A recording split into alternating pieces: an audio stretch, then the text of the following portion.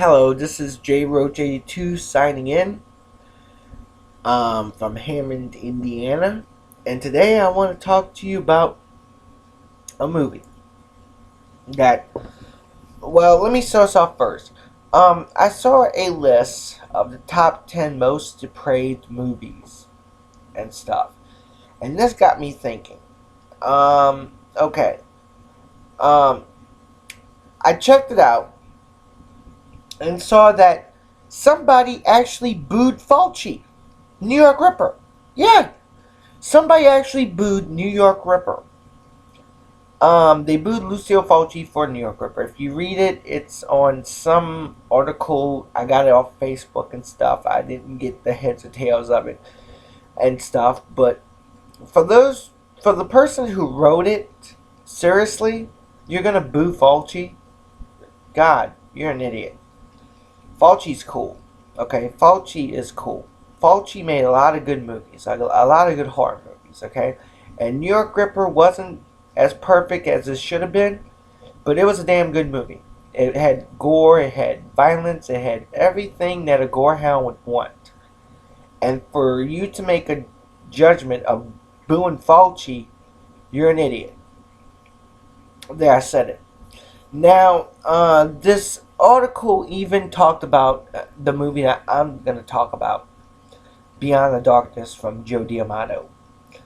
Beyoond the Darkness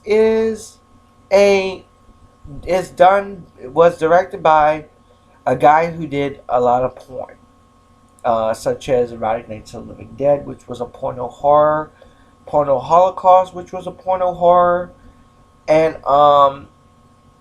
he did a lot of porno movies, and he also did a lot of horror movies and stuff. And sometimes he mixed the theme up with horror and porn. So it's horror porn. This movie is about as sadistic as sticking a needle through your eyeball, then picking it out of your skin or out of your skull and eating it. Yeah.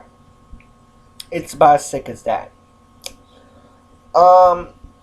I saw it when it was released by Shriek Show, which is this low budget company that deals with foreign horror movies and stuff. Usually Italians, usually grindhouse movies, stuff like that.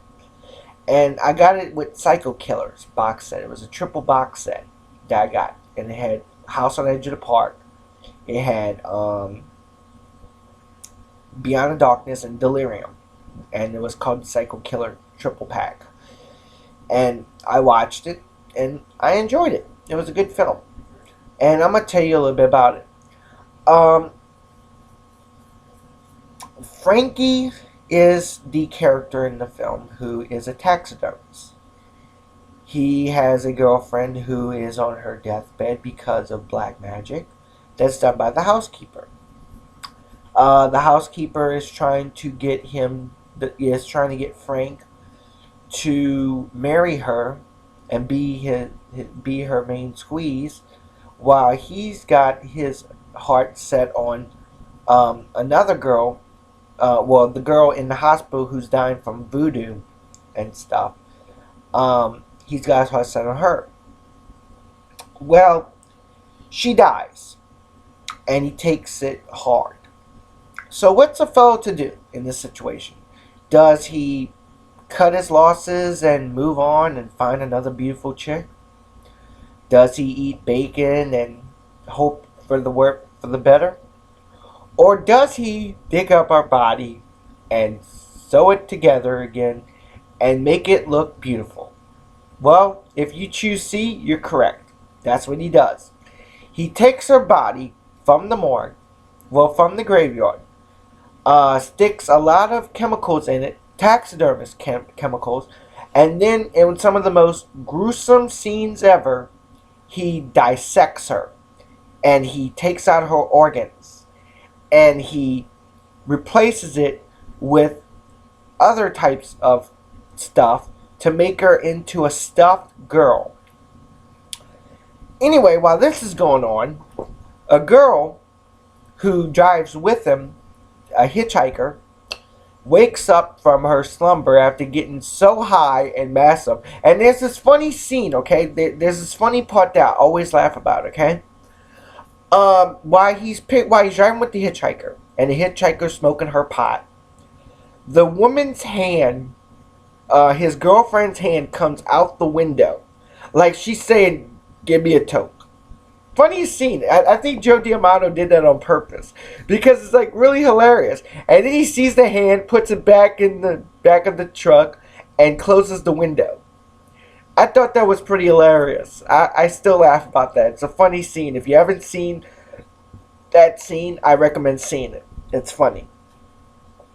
Well, anyway, the girl wakes up from her high slumber and sees all these animals being that's already stuffed and turned into works of art, and she freaks. So she goes up to the guy and tries to stop him from doing his little procedure on his girlfriend. So she scratches him on the face, and in some of the most gruesome, gory scenes ever, a brilliant gore scene, he takes a pair of pliers and rips off her fingernails. Yeah, that's what he does. And he suffocates her, which I think is brilliantly done. No one's ever done that in a movie in the 80s. No one's ever went that far to show a woman getting her fingernails snipped off by a pair of pliers. That was brilliant from Joe D'Amato. That was a brilliant standpoint from Joe D'Amato. Anyway, cut to the next scene. His girlfriend is now a taxidermist goddess. So, not that I'm for taxidermists, but for this guy, it's a movie. I can deal with it. It's cool. So anyway, he puts her in his bed, and he invites girls to come over to his house. And while he's having sex with these girls, he never has sex with the body. As far as you can see in the movie, he never has sex with the corpse. He just has the corpse lying there while he's making love to other women, so he can think that he's making love to her. I guess because he doesn't want to do any kind of bodily harm to the corpse that's been taxidermied. I have no clue. But after he's done having sex with the girl, if the girl sees the corpse in the bed and freaks out, he kills them. Either he rips off their flesh he rips off the throat flush from their skin, or he stabs them, or he does something like that. And meanwhile, while this girl is going on, the housemaid still wants Frank. She still wants him. Because she wants to own half of the house because it's part of his family or something like that. We never really get to see how much it's worth, how wealthy he is and stuff. And we never get to see that. All we know is he lives in this nice house and his housemaid wants him to marry her. And he proposes. And we see some of the ugliest people in the history of cinema. One woman's got this big ass mole on her face. Another guy is like looking like crap. Another person looks like crap.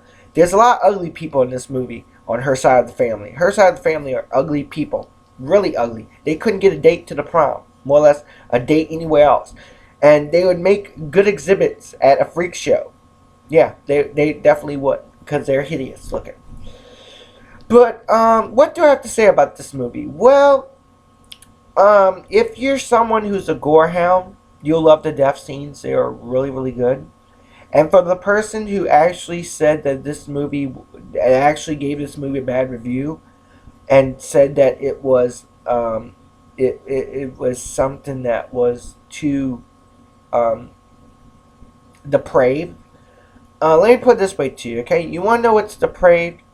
Watch She-Wolf of the SS. That's depraved, okay? Nazi exploitation is depraved, okay? Movies like this are just gory for gore's sake. That's all it is. It's just a thrill ride. It's kind of like going on a roller coaster. Sometimes you go up and you enjoy it, and sometimes it goes crashing down and you enjoy it. It's just like that. It's a thrill ride.